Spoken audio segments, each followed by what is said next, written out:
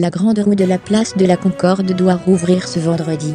Un dernier tour de manège avant de sonner le glas de la grande roue. L'attraction parisienne rouvre ce vendredi 17 novembre place de la Concorde, alors que le Conseil de Paris devrait voter mercredi prochain sa non-reconduction dès 2018.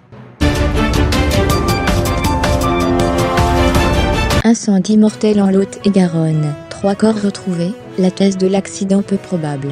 L'origine accidentelle de l'incendie mortel, qui a ravagé vendredi une maison du Lot-et-Garonne, où vivaient un couple et 2 enfants âgés de 8 et 10 ans est peu probable, a estimé le parquet d'Agen dans un communiqué.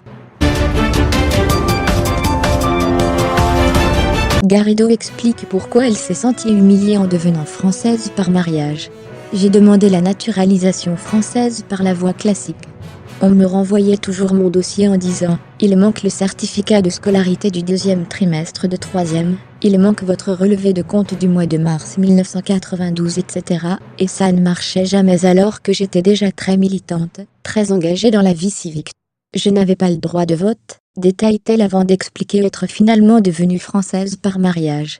Une humiliation pour elle, qui estimait mériter de devenir française par une voie normale, comme vous pouvez le voir au début de la vidéo ci-dessous.